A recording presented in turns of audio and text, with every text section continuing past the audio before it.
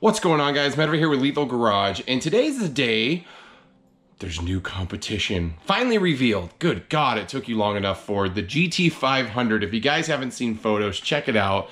This car has been somewhat, I almost want to call it a unicorn in a sense, because there were spy shots and details of this car like 4 years ago, and it just seemed like Ford, I don't know if they had issues or they just went through tons of testing, or if the ZL1 1LE just disrupted the development process of the car because GM came out with a car they didn't anticipate. I don't know. But the Ford GT, well, the Ford GT500, or the Mustang GT500, because there's a Ford GT, gosh, I'm sorry. Blue circles.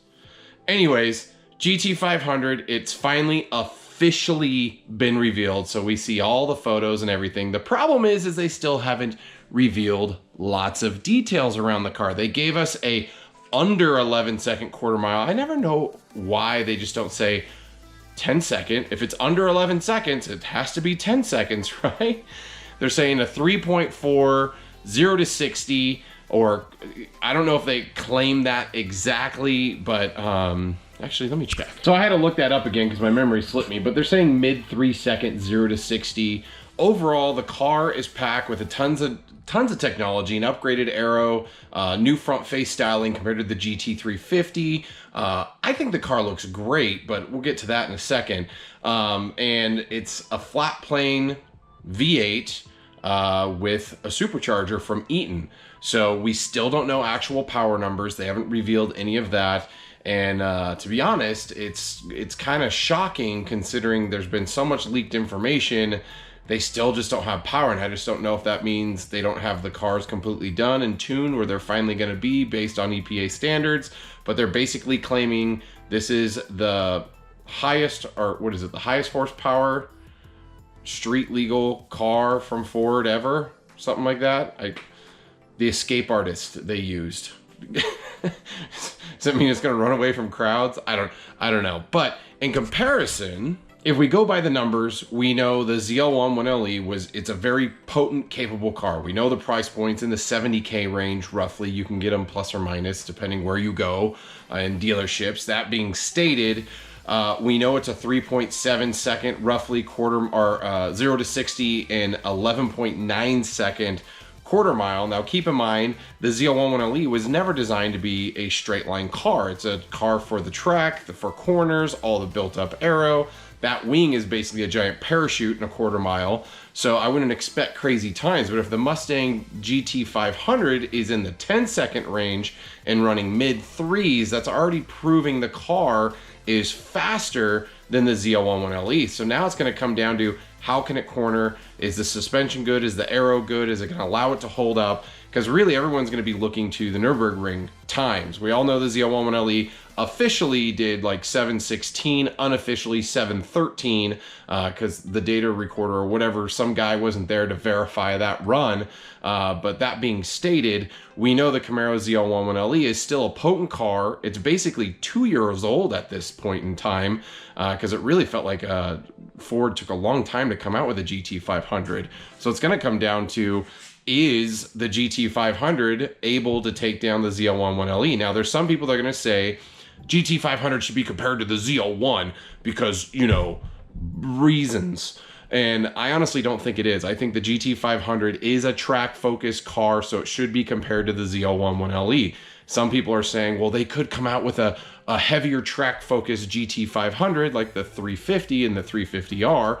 That could be the case. And if they do, and it has more power and it has more aero, more power to Ford. That's just going to help push everything forward. We're going to see GM have to beat their other stuff by quite a bit, and it's good. Competition's great for us all because we end up getting faster cars. Let's just hope those faster cars still have V8s in them. Oh, God. V8s.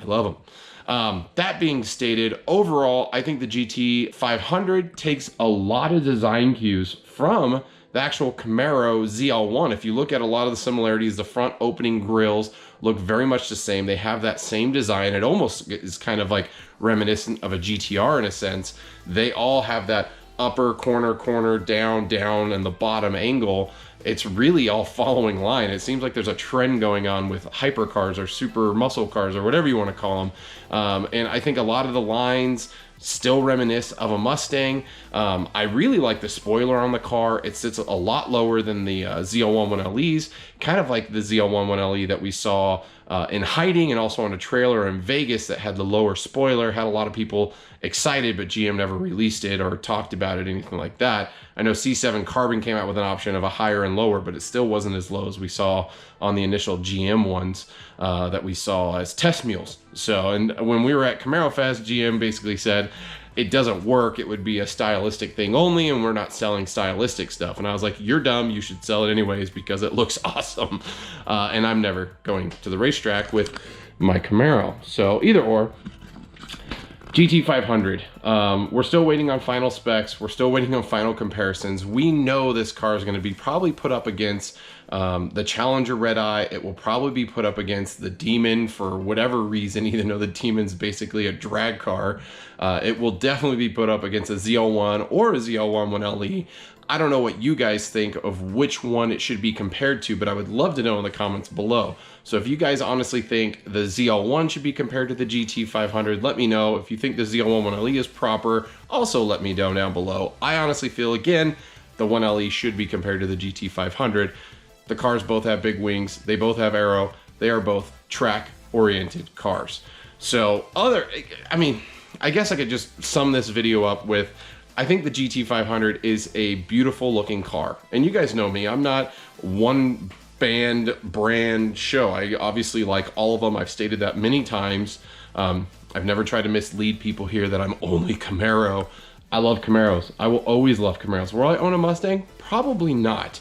But honestly, if I had the money and could get in line to get a GT500, I would consider it. Now, the one thing to highlight, and I didn't talk about this, was the transmission. It comes with an automatic transmission. That is gonna turn off a lot of serious track guys. They love their manual gearboxes and rolling the gears. I'm not the best manual driver. I'm freely admit that. I could drive a manual. I just can't race one because I am terrible. But I would like to get better at it. That being said, I can't do that with a GT500, but yeah, let me know what you guys think about that. I think there's a lot of people in the car world that are just gonna kind of not be happy about that, but maybe because of the dual clutch design, I don't know. Let me know also, for all you guys that are definitely manual diehards, let me know. So if you guys are still around following me, because I drive an automatic. I'm a terrible human, right? Missing that pedal. But yeah, that's all I got. GT500 finally revealed. It's exciting. We're gonna see some benchmarks probably in the coming, 3, 4, 5 months, hopefully, and it will be good stuff. And the Mustang guys will be super happy, and Camaro guys will probably be happy or sad, depending on what the results are. Either or, just know that the release of this car is gonna make the next Camaro even better. So that's all I got. Thanks for checking it out. As always, guys, hit that subscribe button if you guys want more content. But until next time, I hope to see you on the road.